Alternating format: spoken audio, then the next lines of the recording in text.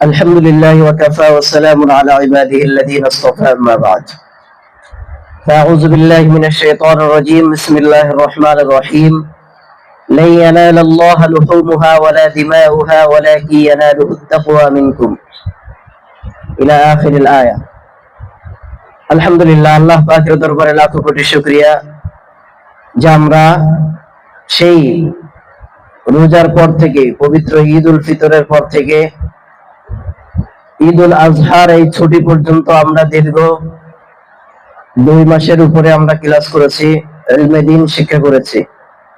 এখন আমরা আবার বাড়িতে যাব, ছুটি কাটাবো, কিন্তু এই ছুটিতে গিয়ে আমাদের কিছু করণীয় কাজ রয়েছে। সেটা হলো আমরা বাড়িতে যাব, আমাদের অনেকের বাবা মা কুরবানি দিবে, অনেকের দাদা কুরবানি দিবে, অনেকের চাচা কুরবানি দিবে, আশেপাশে অনেক প্রতিবেশীরা কুরবানি দেবে, দেবে না? বলো, জোরে কথা বলো, দেবে না? কুরবানি দেবে। তো তাদেরকে আমরা কিছু মেসেজ তাদেরকে আমরা পৌঁছে দিব যে কুরবানি দিতে হবে কেন? আল্লাহ তাআলাকে রাজি খুশি করার উদ্দেশ্যে। কি জন্য বলো? কিন্তু এই ব্যাপারে আল্লাহ তাআলা কোরআনে পাকের মধ্যে বলেন লা ইয়ানালুল্লাহু লুহুমুহা ওয়ালা দিমাউহা ওয়ালাকিন ইয়ানালুহুত তাকওয়া মিনকুম। আল্লাহ তাআলা কুরবানি পশুর হাড্ডি, মাংস, গোশত এই কোনো কিছুই আল্লাহ তাআলা দেখেন না।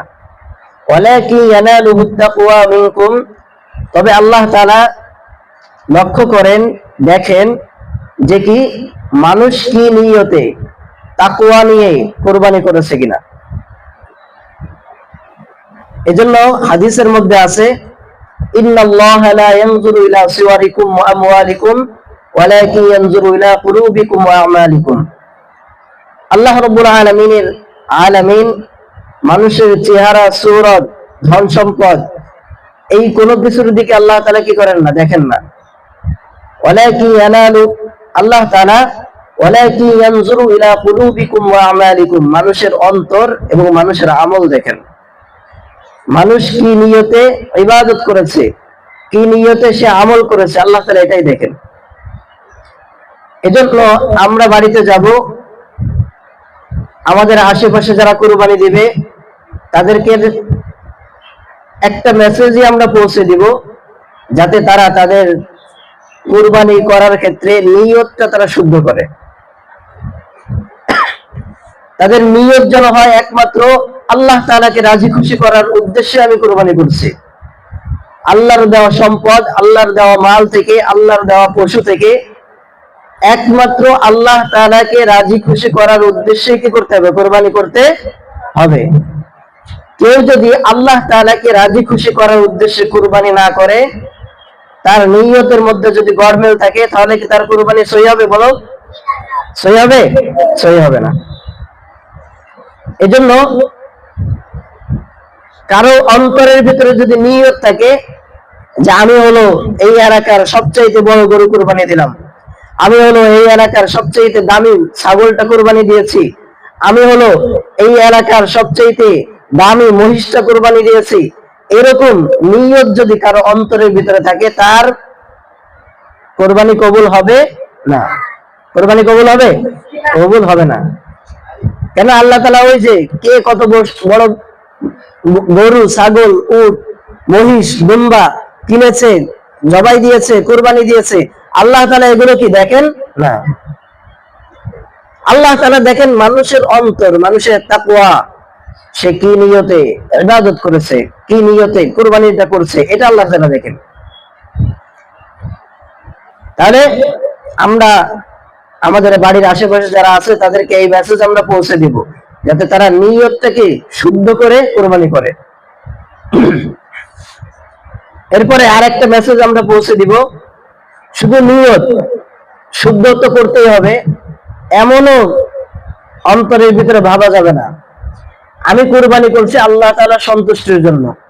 আমার নিয়তের ভিতরে এমনটাও যদি আসে, হ্যাঁ আমি এই গরুটা কিনলাম, কিনে মনে হয় এবার ঠেকে গেলাম, এই গরুটা কিনে মনে হয় এবার আমি পর্দা করতে পারিনি, এই গরুটা কিনে এবার আমার কি হয় নাই, পর্দা হয় নাই।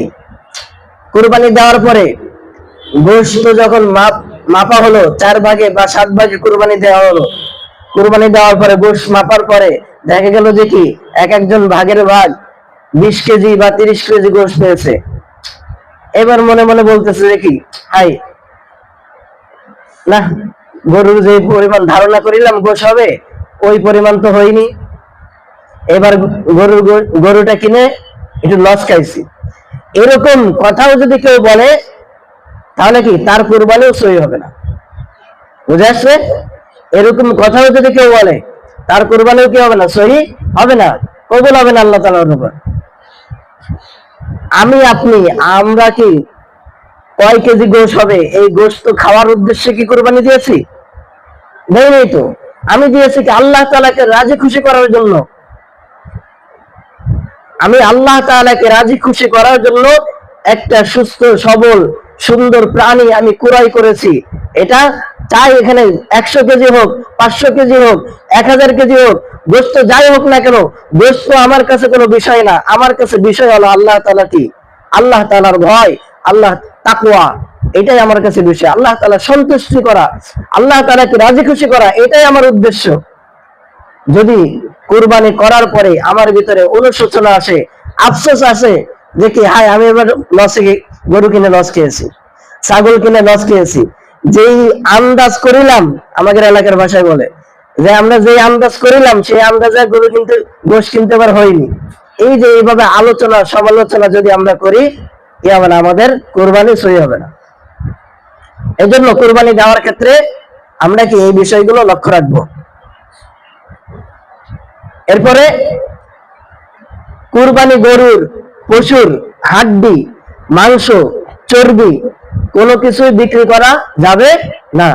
কোনো কিছু বিক্রি করলে এটা কি জায়েজ হবে না, না জায়েজ, হারাম কাজ হবে। কুরবানি পশুর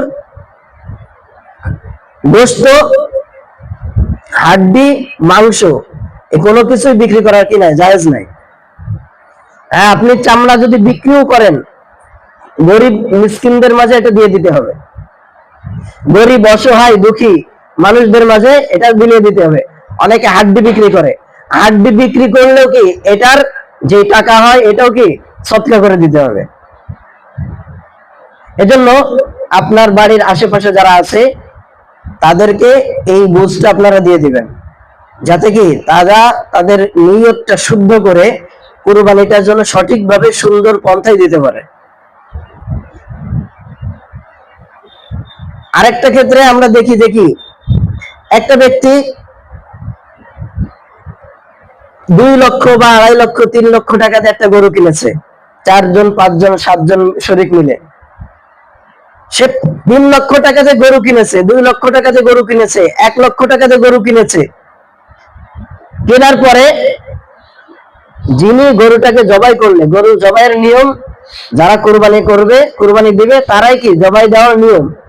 যেহেতু অনেকে পারে না বা অনেকের ভিতরে ভয় থাকে যে গরু জবাইটা দেখতে অনেকে ভয় পায়, বাট তার কাছে কেমন লাগে, সেটা আমরা বেশিরভাগ ক্ষেত্রে সামাজিক আমাদের যে নিয়মটা সেটা কি আমরা ইমাম সাহেবের মাধ্যমে বা কোনো হুজুরের মাধ্যমে আমরা কি করি, গরুটা কুরবানি দেই, তাই না?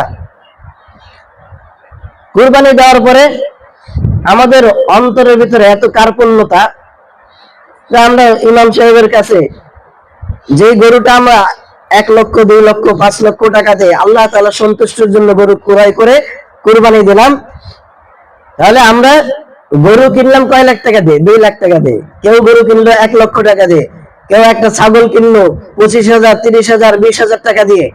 কিন্তু ইমাম সাহেবকে যখন টাকা দিচ্ছে তার ভিতর থেকে অন্তরটা পুড়ে যাচ্ছে, অন্তরটা ছিঁড়ে যাচ্ছে, ইমাম সাহেব আমার কাছ থেকে 200 টাকা নিয়ে যাবে। হ্যাঁ,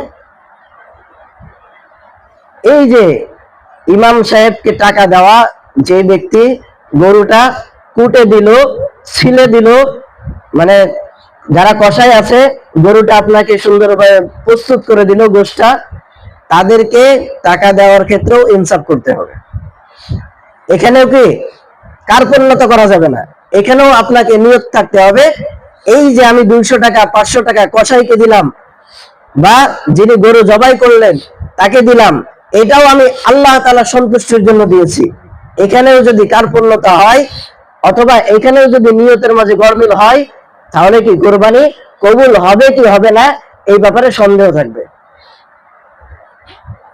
5 জন ব্যক্তি কোরবানি দিচ্ছে, 100 টাকা করে দিলে সুন্দরভাবে ইমাম সাহেবকে বা যিনি জবাই করছে তাকে 500 টাকা দেওয়া যায়, 200 টাকা দিলে 1000 টাকা দেওয়া যায় অনায়াসে। এজন্য আমরা কি যিনি কোরবানির গোশতটা পশুটা ছিলে দিচ্ছে, যে সমস্ত কসাই ভাইয়েরা, তাদেরকে টাকা দেওয়ার ক্ষেত্রেও আমরা কি করব, ইনসাফ করব। এখানেও যেন আমাদের অন্তরের ভিতরে জুলুম না চলে আসে। তাহলে কি জুলুম যদি চলে আসে তাহলে আমাদের কোরবানি কবুল হওয়া নিয়ে সন্দেহ থেকে যাবে। এজন্য আমাদের বাড়ির আশেপাশে যারা আছে তাদেরকে আমরা অবশ্যই বলে দিব, যাতে তারা কি কোরবানিটা শুদ্ধ নিয়তে খাঁটি অন্তর নিয়ে কোরবানি করে। আমরা সবাই পারবো না ইনশাআল্লাহ? তাহলে সবাই এই মেসেজটা পৌঁছে দেবেন তো ইনশাআল্লাহ? আল্লাহ তাআলা আমাদের সকলকে তৌফিক দান করুন, সকলে বলে আমিন।